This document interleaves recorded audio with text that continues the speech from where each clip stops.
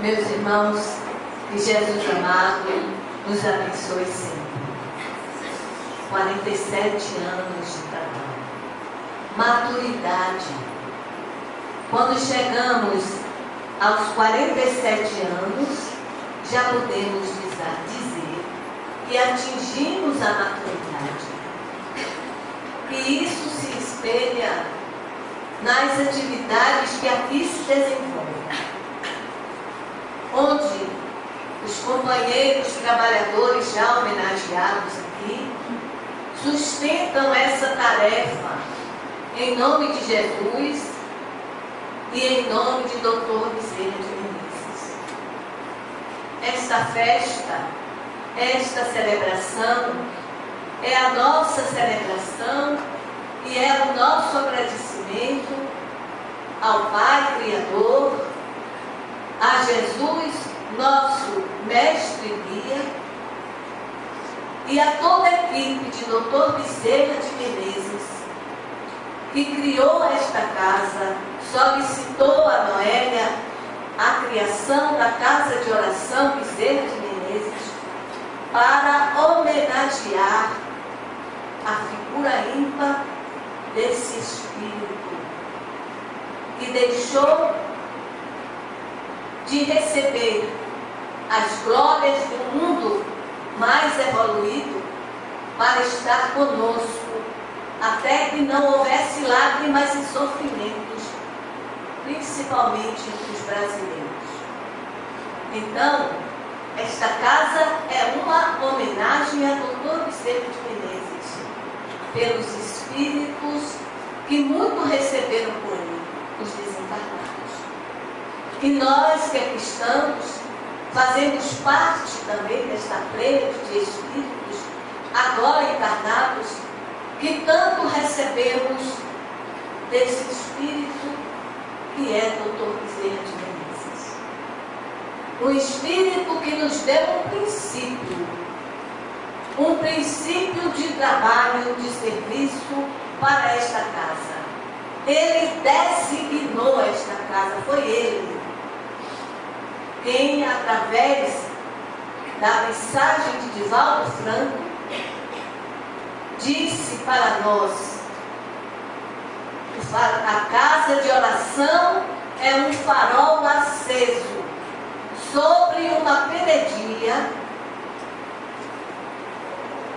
apontando rumos para as embarcações. Um farol aceso não é um farol apagado. Em cima da penedia, do rochedo, dos desafios que a vida nos coloca, apontando rumos para todos nós que somos aquelas embarcações dentro das procelas da vida. Portanto, meus amigos, no dia de hoje, não esqueçamos que se o Espiritismo é, na realidade, a grande luz que nos ilumina,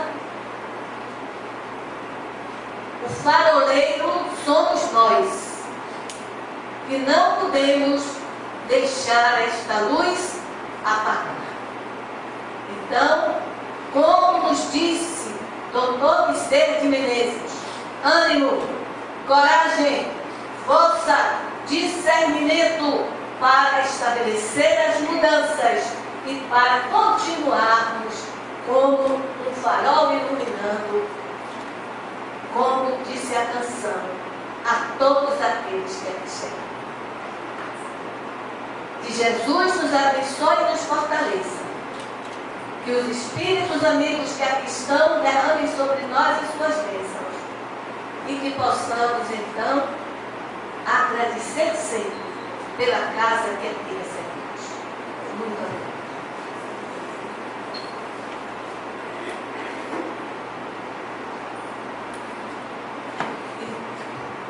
E vamos agora passar a palavra para o nosso querido amigo Marcel Mariano.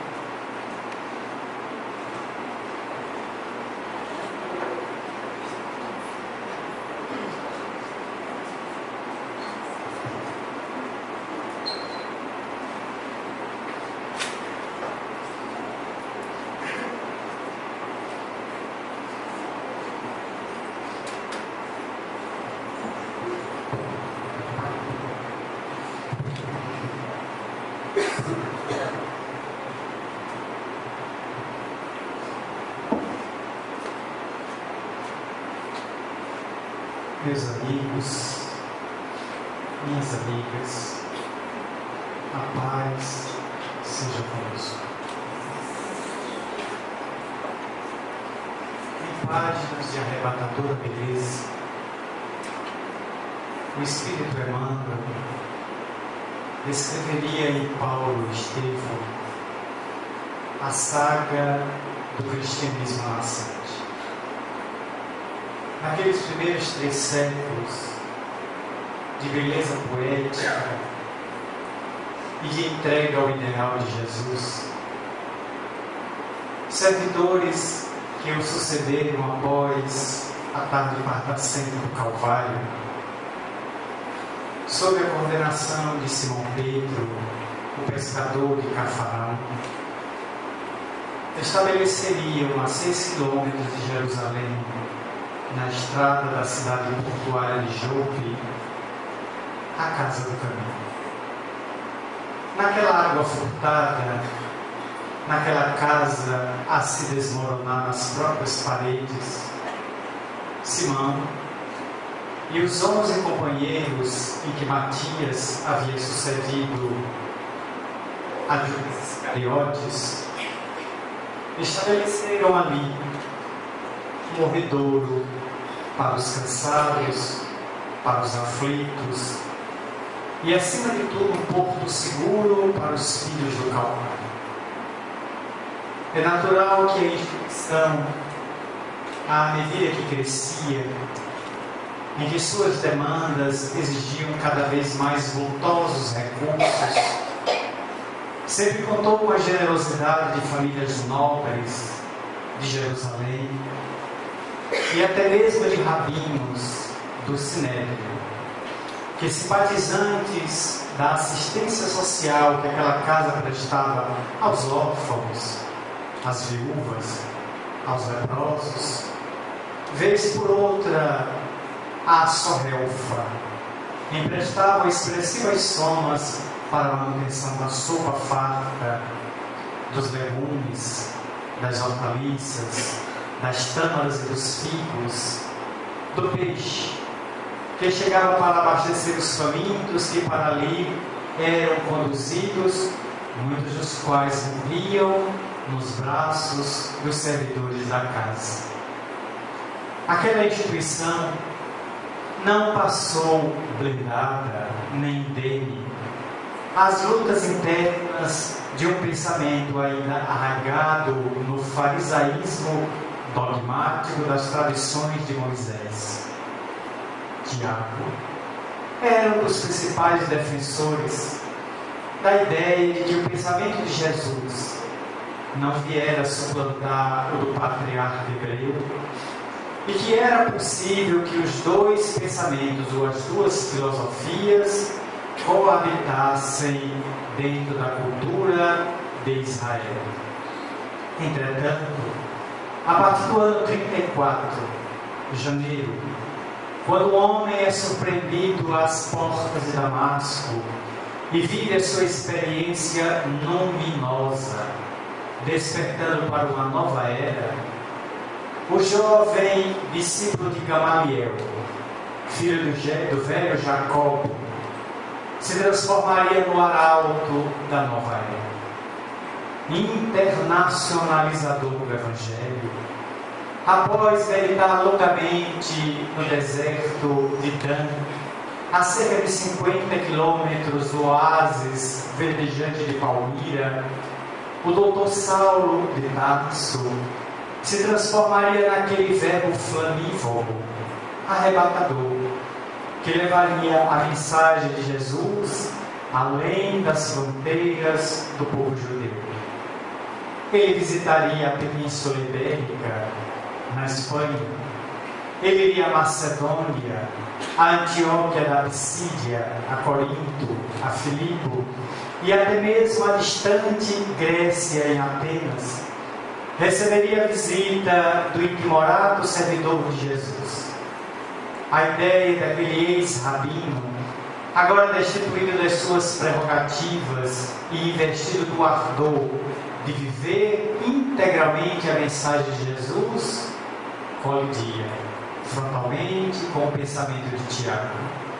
E ficou célebre nas páginas do best-seller de Emmanuel, pela via mediúnica de Chico Xavier, o embate ideológico, quando Saulo, retornando das suas imensas peregrinações e adentrando-se à cidade dos profetas, Jerusalém, demandou a estrada de Jope para localizar a casa do caminho.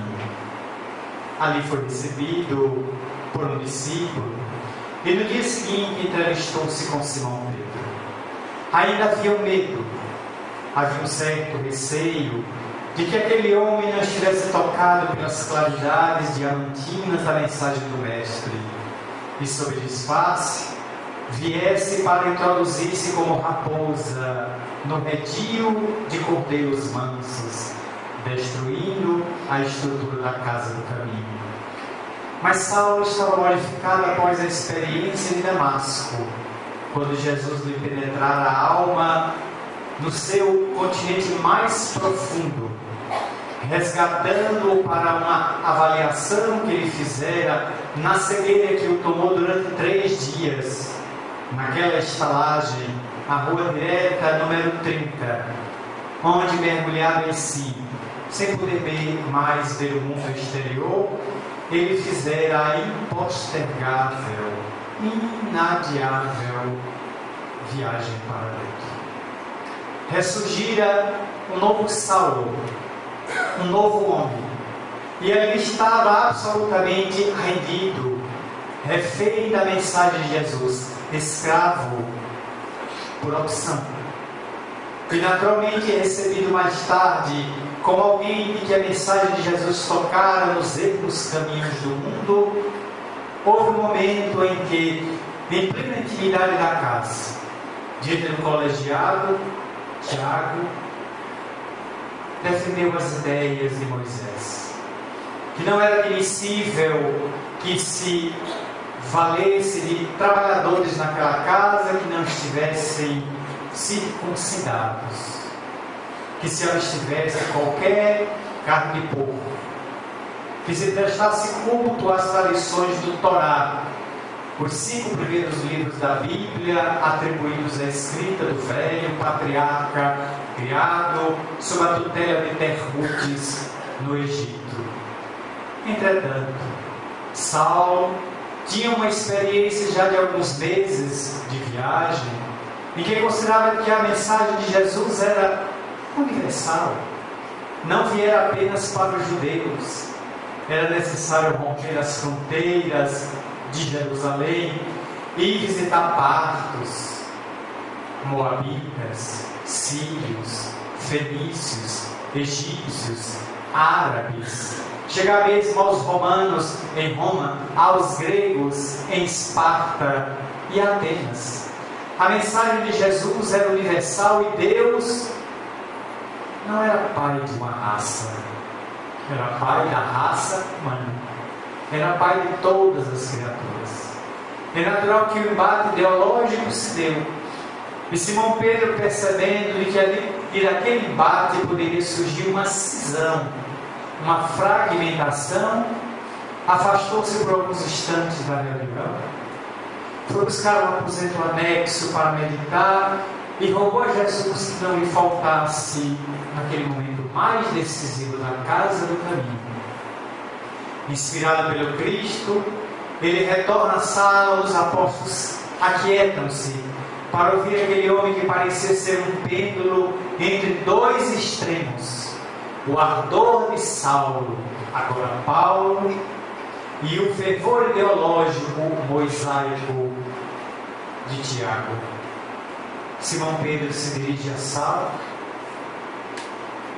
e, ajoelhando-se diante do ex-rabino do Sinédrio de Jerusalém, pede-lhe desculpas, beija-lhe as mãos humildemente e afirma que ele tem razão.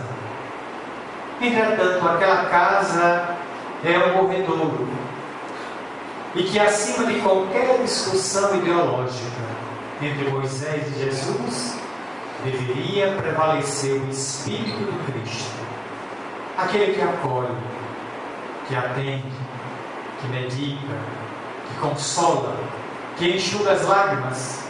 De que adiantam as discussões filosóficas, os pontos de vistas, se o que buscava-se ali era ser um feixe de varas?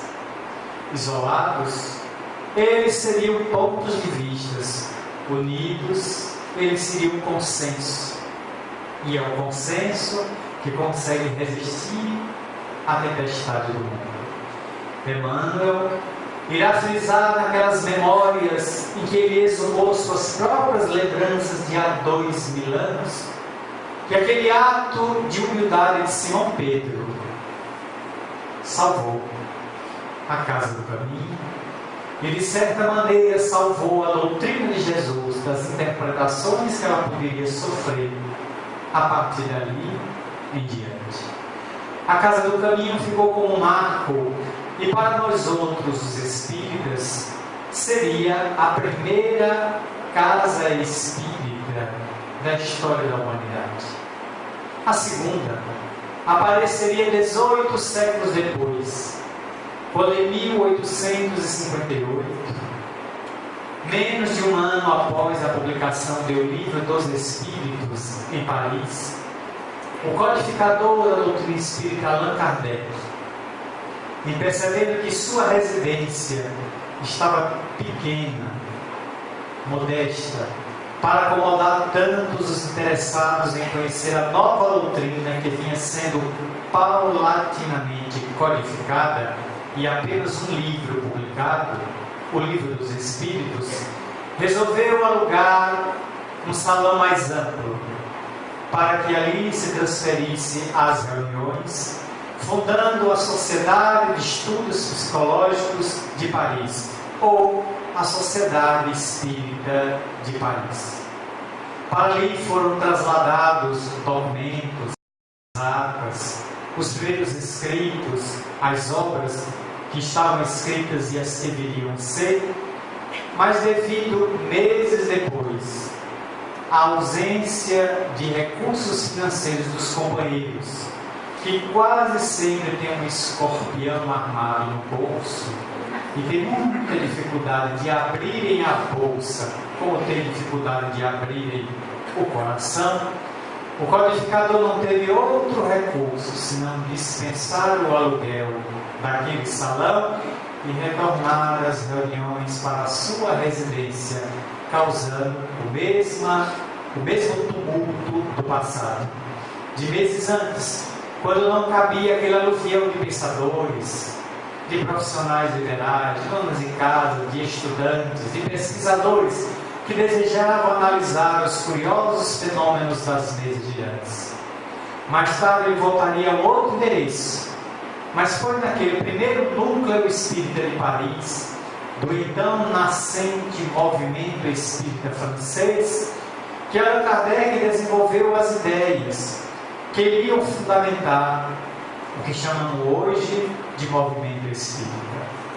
Porque naturalmente que o movimento se espalharia por toda a França, e como não havia prédios preparados, convenientemente adequados para essa finalidade, é natural que os grupos funcionavam em residências, pelo que chamaríamos esse primórdio de grupos familiares do Espiritismo.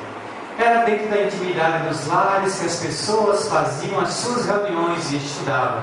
Tanto que essa ideia viajou do Atlântico, chegou ao Brasil. E a 16 de setembro de 1865, na cidade de São Salvador, na capitania da Bahia, Luiz Olímpio Teles de Menezes, às 22 horas e 30 minutos, abriria aqui em Salvador, na sua própria residência, o primeiro grupo espírita do Brasil.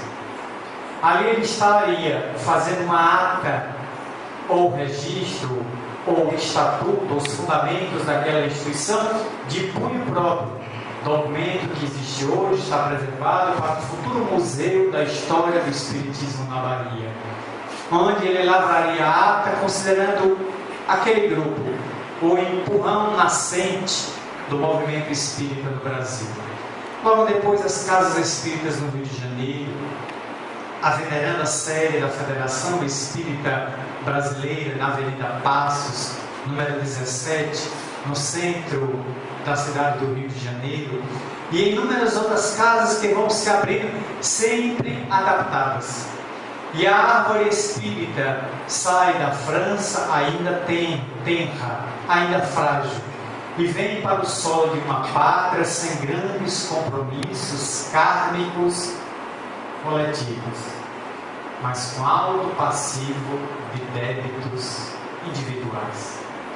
Uma nação cheia de espíritos cansados das guerras europeias, dos conflitos na Ásia, que após a desencarnação rogaram permissão a Jesus para se reencarnarem abaixo da linha do Equador, em um país além dos trópicos, justamente para viver uma nova experiência no coração do mundo, naquele que estaria consagrado como a pátria do Evangelho. E descansando das suas refreitas, das suas lutas, encontrar uma nova razão para viver. E aqui se instala a árvore do Evangelho, com a base da caridade, da assistência social e do consolo aos infelizes, caracterizando o nascente movimento espírita. O século XIX, no apagar das suas luzes, vê o Brasil recheado de vultos espíritas de escola. No Ceará, reencarnam-se Dr. Adolfo Bezerra de Menezes, na região de Jaguaretama, antigo Riacho do Sangue. Lá também em Icó, vai nascer um dos maiores tribunos espíritas do Brasil, o Coronel Manuel Viana de Carvalho, que vem a desencarnar a bordo do vapor Íris, em frente ao mar de Amaralina, vítima de beriberi. Quando sai de Aracaju e vem à Bahia buscar socorro, não consegue nem chegar ao solo, desencarnando a bordo desta embarcação e alçando-se ao infinito como um dos maiores polemistas do Brasil. Igualmente na cidade de Sacramento, como 16º filho de uma família numerosa, reencarna-se Eurípides Bassanini, cuja emoção nos dominou quando em 1999, há 14 anos, estivemos em Sacramento visitando o Colégio Allan Kardec, ainda tocando no pé de jasmim que as mãos abençoadas do apóstolo da caridade plantou, vendo a mesma mangueira onde ele meditava, sempre na sua soledade, na sua profundidade. Estivemos no salão do Colégio Allan Kardec, que ele abriria em dezembro de 1907. Sentamos na mesma cadeira, nos debruçamos na mesma mesa onde o venerando mestre lecionava aos seus alunos mais de 8 matérias. Pela carência de professores à época, ele era um autodidata e um homem com vasta cultura e uma mediunidade absolutamente impressionante. Anália Franco, Batuíra, Taylor Marsh, no Rio de Janeiro.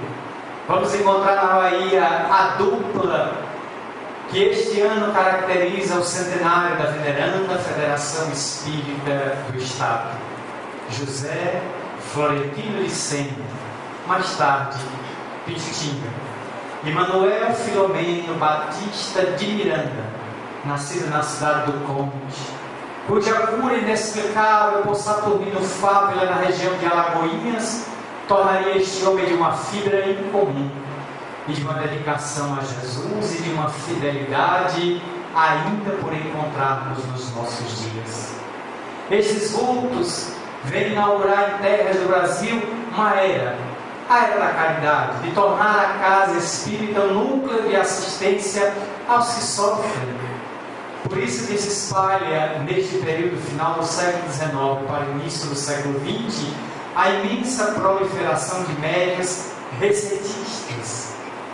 Aqueles que se debruçam sobre o papel para trazerem do além-túmulo o receituário homeopático, alopático, a fim de atender a miséria do povo desassistida pelas ações governamentais e espalharem pela terra a pomada, o unguento, o bálsamo, a tisana, o chá, a indicação terapêutica fitoterápica que vem a curar as mazelas.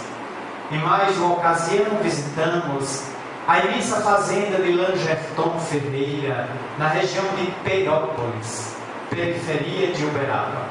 Ali naquela imensa fazenda, aquele médium afrodescendente, sob a inspiração de Eurípides, encheu aquele terreno de ervas medicinais.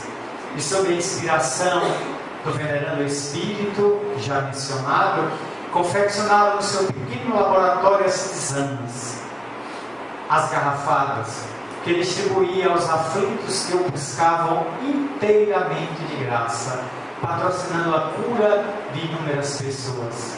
A pomada de vovô Pedro, de inúmeros benefícios a correr pelo Brasil, como o Hospital do Pênfigo Foliáceo em Uberaba, que Dona Aparecida dirigiu durante muitos anos, e a conhecemos pessoalmente 10 anos antes da sua desencarnação, aos 85, quando ela nos narrou toda a saga de erguer aquele hospital. E para isso a própria família dela disse: ou seus doentes com fogo selvagem, ou nós. E ela então abandonou a família e foi se dedicar aos perifilosos, aqueles assinalados nas costas pela insidiosa e cruel moléstia, e ergueu aquele hospital. E naquela noite que a visitamos ali em Uberaba, ela nos mostrou que no quarto só tinha um paciente em estado terminal.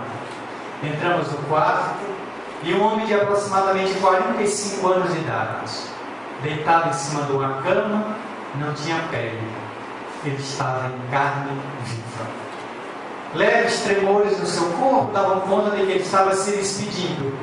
E um companheiro, ex-paciente curado, passava com infinito carinho nos lábios dele um algodão molhado em água, para que ele sentisse apenas o gosto do líquido e pudesse mitigar a sede abrasadora, porque qualquer toque naquela pele inteiramente devorada pela doença produzia dores lancinantes.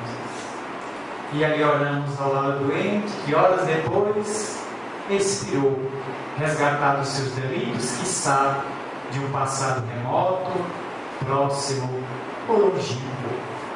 Se espalham pela terra, portanto, hoje, especialmente no Brasil, segundo cálculos da Federação Espírita Brasileira, 25.000 casas espíritas, cada uma com sua história, cada uma com sua saga, com seus pioneiros, com os trabalhadores da primeira hora.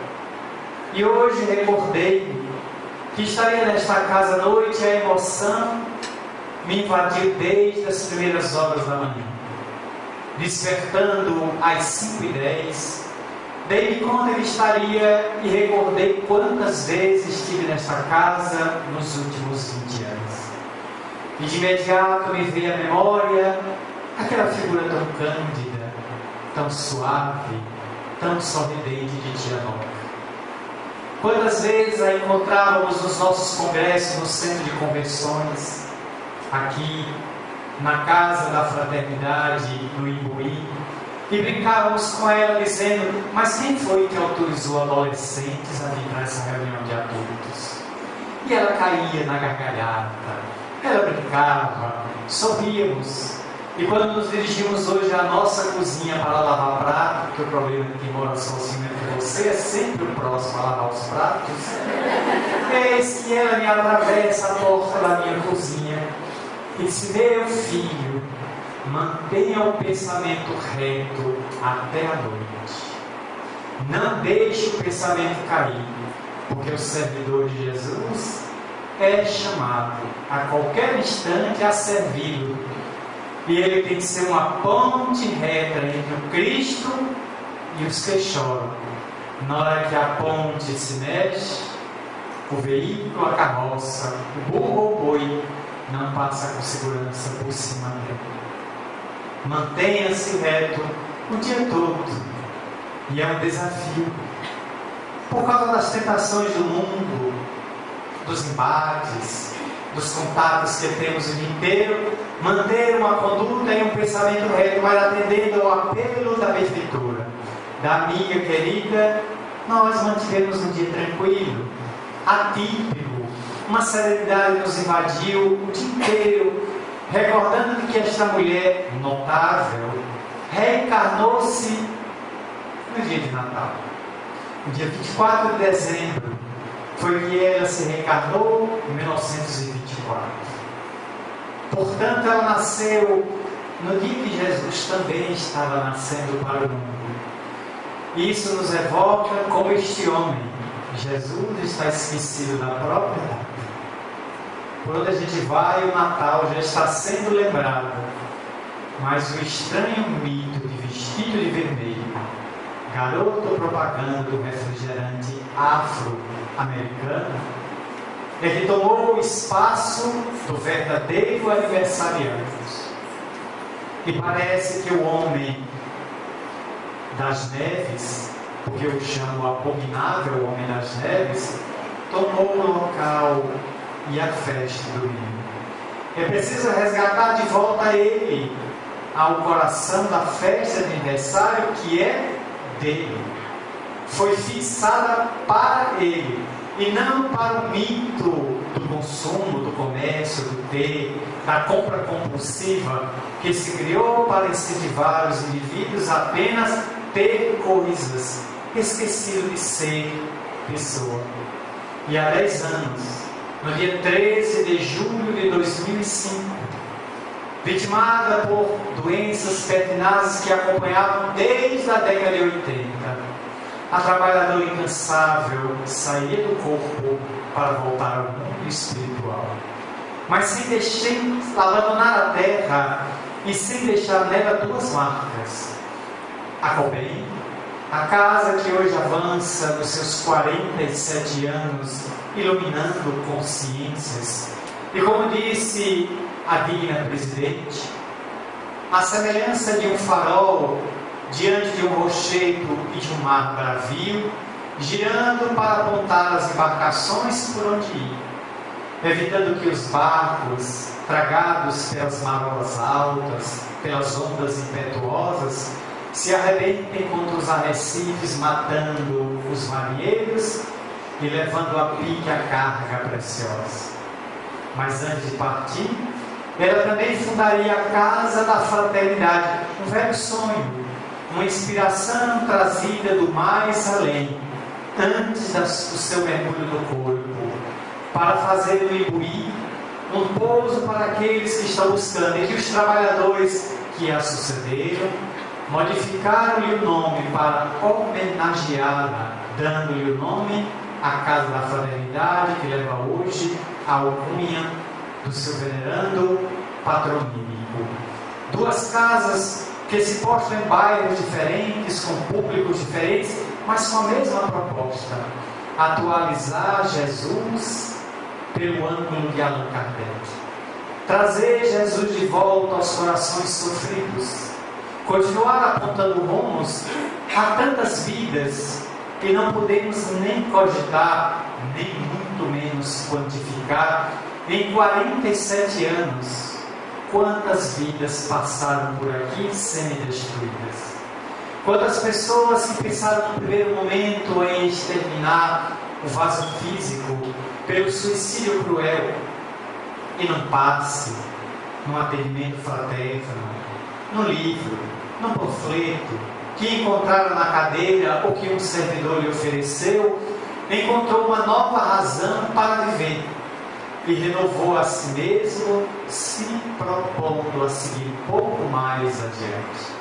Quantas criaturas sob o estigma doloroso e cruel das obsessões adentraram-se esses venerandos portões, e a entidade perseguidora e doente permaneceu na porta ante as barreiras vibratórias, e a pessoa que em uma hora pôde encontrar uma trégua, pôde encontrar uma lógica, pôde respirar sem a presença daquele que o subjugava espiritualmente, e sair daqui refeito, disposto a rever a própria vida, a fazer uma análise dos seus conteúdos, das suas posturas, buscando uma nova razão para viver. Enquanto situações, espíritos doentes, ignorando a própria situação de desencarnação, bateram estas portas ainda na ilusão de estarem no vaso físico, e aqui encontraram servidores desencarnados, que os esclareceram, que os libertaram da fantasia de apegarem aos ossos consumidos pela poeira e pela química do cemitério, para que agora, livres da ilusão material, pudessem escolher caminhos e produzirem a semeadura, a colheita da semeadura feita quando na terra. Porque em todos os tempos vamos encontrar sempre a frase de Jesus conclamando de que a semeadura é sempre livre, a colheita é compulsória. Ninguém poderá fugir daquilo que plantou. E a morte, que é apenas transferência para o mais além, sem dar nem dotar o indivíduo de qualquer valor que ele não tenha feito jus. A morte nem acrescenta, nem tira. Simplesmente transfere o indivíduo de um plano mais denso para um plano mais rarefeito. Mas o indivíduo nobre permanece nobre, e o indigno e vil permanece tão vil e indigno quanto era na terra. Portanto, chega um momento em que ele se volta e agradece ter existido uma casa do caminho, uma penedia, um poço, um morredouro, um lazareto, qualquer local onde ele pudesse ter encontrado um prato de comida, um prato de sopa, como agora passando no Aquidauana. Vimos pelo táxi um carro parado, com a traseira aberta, e uma moça humilde, servindo sopa aos mendigos, aos famintos, aos servos do crack, aos reféns do pó, da maconha, do álcool, do vício, da mendicância, da promiscuidade. Somos invisíveis da sociedade. Estão aí entre nós, deambulando pelas ruas para cima e para baixo, sem referência, sem padrão, com a perda dos documentos da dignidade, que encontra referência nestas pessoas que, sem religião, sem qualquer rótulo religioso, trabalham para dignificar a criatura humana. A grande proposta do Espiritismo na atualidade é nos dar uma razão para viver, nos dar uma noção do que seja o bem. Preferível, portanto, um ateu que cumpre com os seus deveres, do que um religioso cínico e hipócrita que afivela o rosto à máscara do fingimento. Que o indivíduo faça o bem, independente da crença, mas esse mar de crenças, mar magno, de crenças que hoje se espalham pela terra, filosóficas, religiosas, dogmáticas, o Espiritismo se avulta com uma doutrina límpida, nobre, diamantina e digna, absolutamente destituída na casa espírita de imagens, sacerdócio, sacramento, qualquer tipo de panfletagem, de idolatria, a simplicidade por base, a humildade por alicerce, o crescimento espiritual por meta. Uma doutrina que aponta ao futuro, para que ninguém esqueça o passado e se realize no presente, que é o melhor momento. O ontem já foi. O amanhã é expectativa. O hoje é sublime a oportunidade aqui e agora. Efetivamente, estamos diante de um tesouro. E quantos de nós estamos aproveitando deste tesouro? Viana de Carvalho, em uma velha comunicação mediúnica, dirá que o título de espírita é o título de maior responsabilidade que se pode ter na atualidade. Porque evangélicos e católicos, muçulmanos e judeus poderão alegar cada um a seu turno que ignoraram estas verdades sublimes: a comunicabilidade da alma, a reencarnação, a mediunidade, a pluralidade dos mundos habitados. Ao espírita não restará álibi, sabia de tudo isso. E deveria, portanto, viver conforme este conhecimento, começando por banir do seu mundo íntimo o medo da morte, aceitá-la como uma intercorrência, um acontecimento natural. Tudo que nasce vai ter um dia de morrer, vai ter um dia de voltar para o pó, a matéria, e a essência retornar ao mundo espiritual. Pela mediunidade, seja ela ostensiva, seja ela oculta, o indivíduo capta as nuvens, as correntes de pensamento, os contatos com os seres desencarnados, pelos quais é abastecido de esperança, de vida, para nunca cair. Tendo um mestre como Jesus, não precisa seguir pastores ou líderes de pés de barro, que hoje estão no auge e amanhã sob queda do narcótico, da ilusão, do dinheiro, do poder. O indivíduo vincula-se a um mestre que modificou a história antes e depois dele, e que permanece há 20 séculos desde a sua última vinda ao planeta Terra, aguardando pela adesão dos próprios irmãos à sua mensagem luminescente. O indivíduo sabe que não é a sua primeira etapa na Terra. A casa espírita o esclarece que nós somos viajantes de muitas estações palingenésicas e que esta presente é apenas uma das inúmeras que já vivemos e das dezenas e centenas que ainda teremos para o futuro. O que aprender? Aprender a viver, a se valer do vaso físico como quem tem uma ferramenta de alto valor. Quantos espíritos desencarnados gostariam de estar no nosso lugar com as nossas limitações? Porque eles estão aflitos no além, desejosos de descer a matéria para viverem o contributo da carne, as experiências, esquecer no mata-borrão orgânico as dores, as aflições, os conflitos. E tem tanta gente maltratando o vaso físico, destruído a golpes de insensatez ou de vícios, o fazendo exterminar as possibilidades antes da hora, e como suicida inconsciente, retornando ao mundo espiritual antes do momento abrasado. Tudo isso a doutrina espírita nos esclarece. É através da casa espírita, do seu grupo de estudo, ou dos seus grupos de estudo no plural, patrocinando o conhecimento de pequenos aluviões de pessoas, nas suas doutrinárias arrebatadoras, nas suas mediúnicas privadas, na evangelização da criança e do jovem, e como diz Estevão pela mediunidade de Julinho, a criança e o jovem reclamam direção do bem. Evangelize, coopere com Jesus, reclamando essa orientação, o atendimento ao idoso, à pessoa da terceira idade, o atendimento a drogados, a obsidiados, fascinados, subjugados.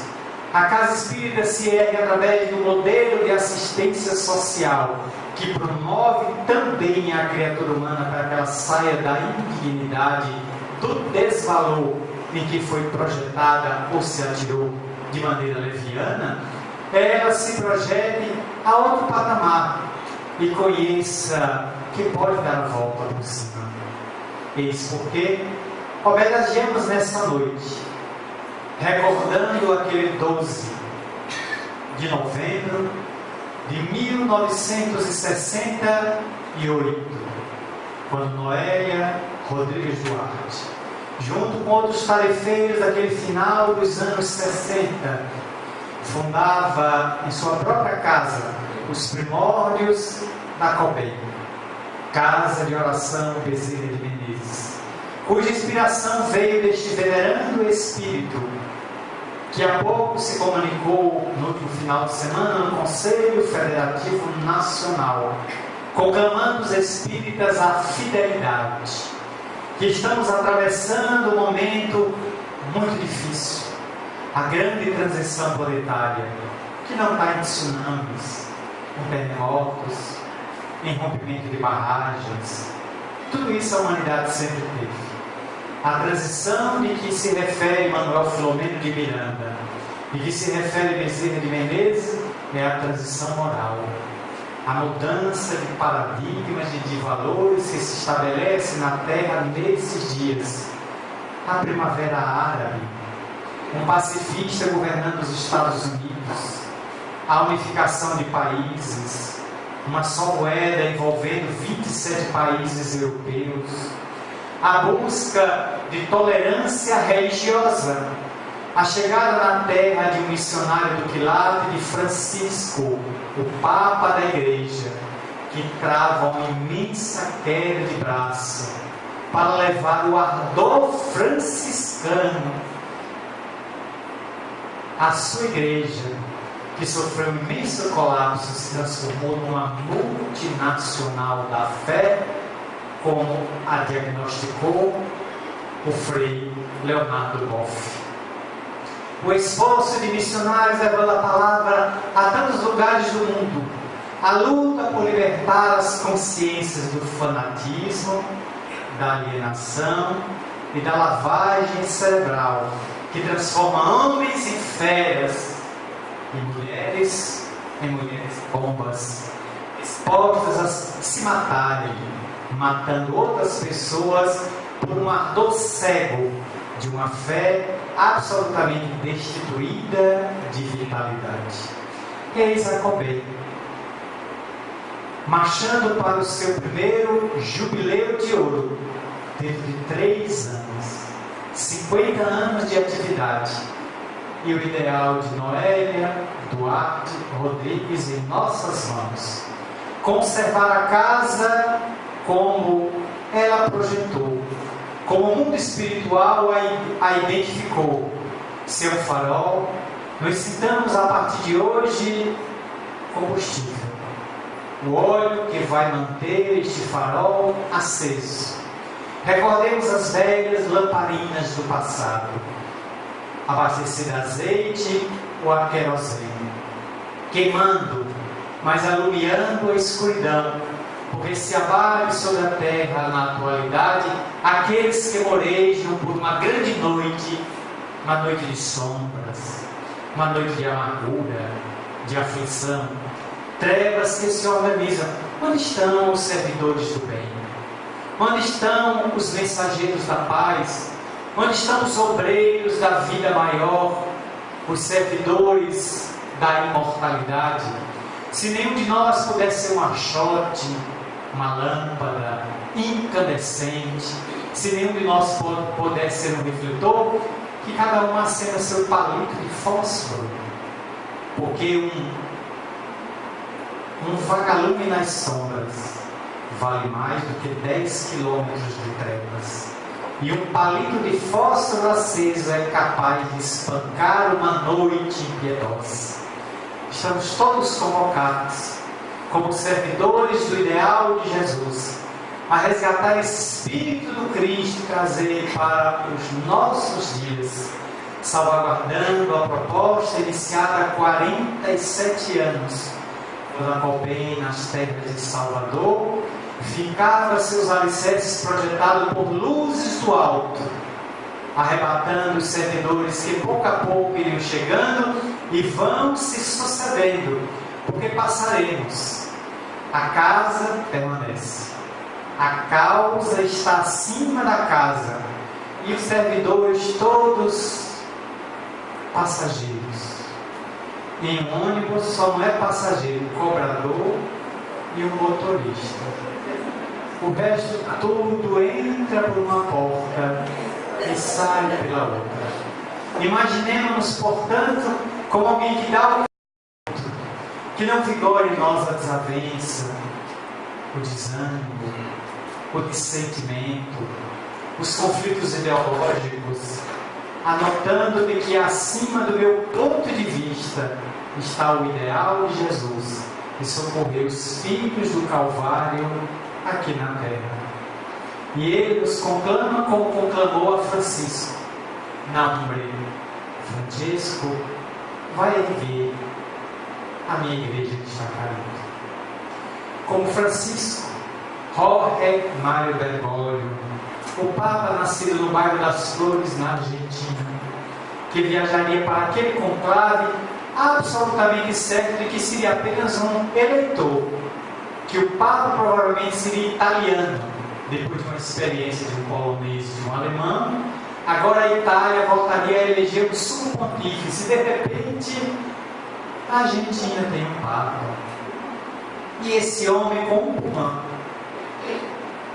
com artrose dos joelhos, nos tornozelos e no quadril, aos 76 anos de idade, demonstra uma fibra incomum para levar adiante as reformas que precisa fazer.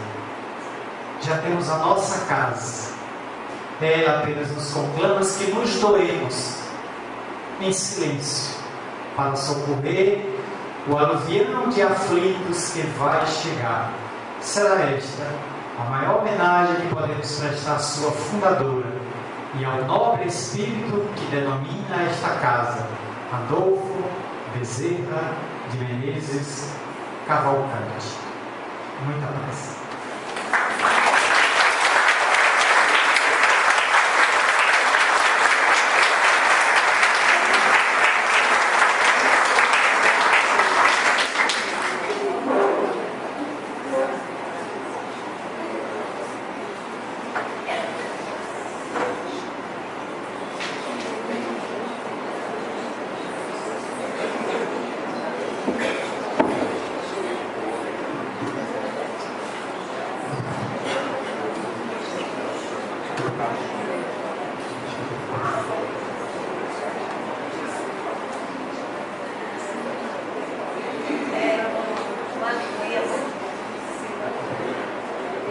É com uma alegria muito grande que recebemos André Luiz Peixinho, presidente da Federação Espírita do Estado da Bahia, um grande trabalhador espírita e amigo da COBEM.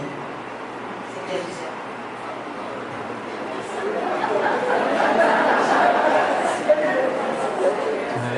Esses dias botou o microfone na frente do político, tem que falar. Eu acho que o tempo passou, bastante tempo, porque provavelmente comigo aqui, em 1968, não creio que tenha mais ninguém. Eu estava aqui em 1968, na época da inauguração, não exatamente nessa data, né? Vi o pequeno salão, que era solo, e vi toda essa história a uma certa distância, mas acompanhando. Eu estava aqui em 1975, quando foi criada a Juventude Espírita de Zé Menezes. Então eu estava aqui, portanto eu sou testemunho ocular da história da COBEM, né? E aqueles eram tempos bem mais, de certa forma, difíceis para o pensamento espírita, né? E além disso, essa proposta era radicalmente incomum no meio espírita, um pronto-socorro que ia funcionar o dia todo, espiritual. Não havia essa visão. A visão era de horários especiais, reuniões públicas, reuniões privadas, reuniões de passes, e isso se encerrava aí. Era uma proposta que exigia muita dedicação, né? E aqui já foi lembrado a Noélia, qual aprendemos juntos, tivemos juntos em muitas peripécias obsessivas, né? Eu digo porque um dos casos mais complexos que eu lidei na vida, ela foi participante ativa do tratamento e a pessoa hoje está ótima, né? Tinha psicoterapia, tinha ocupa-terapia e tinha Noélia-terapia com os espíritos juntos. Não era fácil não, era um caso, vocês terem uma ideia, era um caso que Bezerra de Menezes avisou Edivaldo, muito complexo. Bezerra de Menezes disse a Edivaldo que era complexo, e o meu professor de terapia de vida passada fez aquele inglês dele. Difícil. Está difícil. Comentando, com esse apoio, com esse arranjo, com essas possibilidades, hoje posso encontrar pessoa que ela nem se lembra que esteve nesse estado. Impressionante como a memória apagou dessa fase tão difícil e autodestruição. Era um quadro muito dramático, né? Então, isso é só para demonstrar como a gente não sabe as marcas que uma instituição como essa deixa na vida das pessoas, né? Eu me recordo de muitas figuras aqui, quando começamos a grupos de estudos, que também era algo estranho, exótico, estudar o espiritismo em grupo, não existia isso, era um problema, e havia uma rejeição muito grande. Me recordo que também na época da meditação, nem pensar. Meditação, isso é mística, mas leia mística assim, ó, desagradável, que começou, em suma, essa casa tem em certos aspectos alguns dados de pioneirismo, e é claro que a sustentabilidade me parece significativa. Foi aqui que também começou a espiritizar, né? Humanizar, qualificar. Hoje eu encontro lá no Mato Grosso do Sul a série espiritizada, e eu sei desse bem. Eu sei, eu me lembro até da época, do ano que foi essa história. Foi aqui, na Casa da Geração Bezerra de Menezes.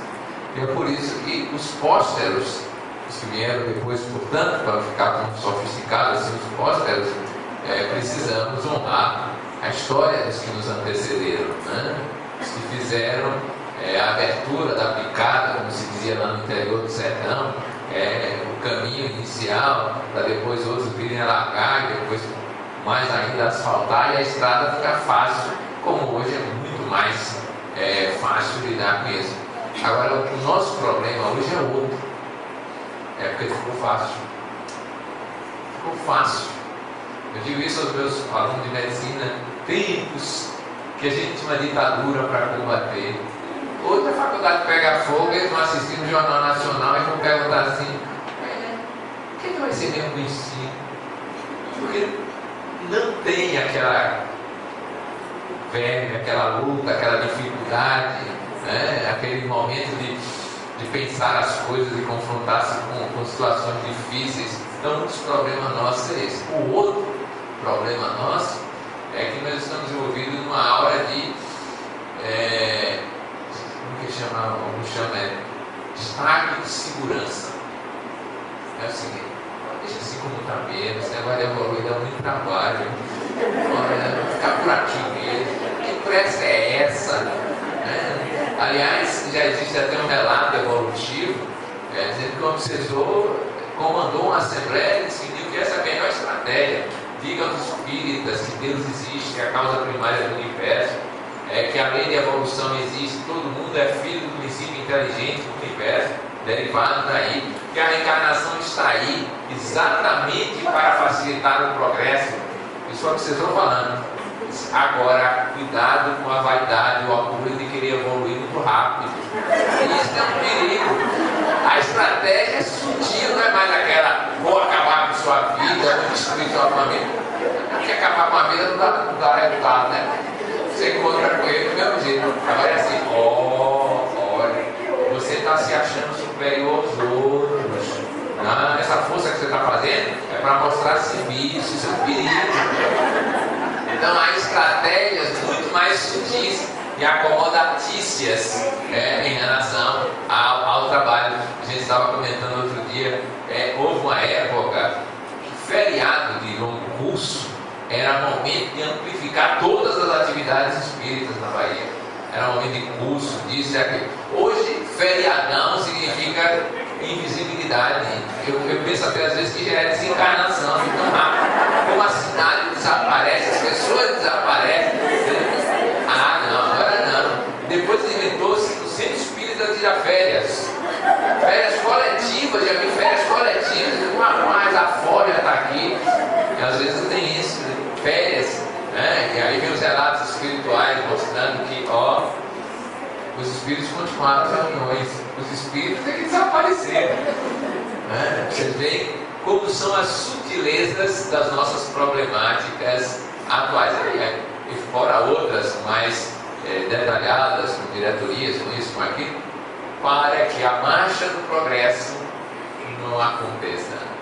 Mas eu creio que ainda assim existirão os que resistirão a essas tentações e estarão aqui na COPEM acendendo a chama, mantendo a chama acesa desde aqueles tempos do AI-5. Estão lembrados dele? Doía bastante, 5 vezes, né? Foi nesse ano que a COPEM foi criada para construir um pensamento de liberdade que é transcendental. Então, as nossas saudações ao Senhor fizeram, os nossos agradecimentos aos pioneiros e aos seus exemplos, e os nossos desafios aos que estão aqui ouvindo, para continuarem levando adiante essa bandeira de espiritualização. Por isso,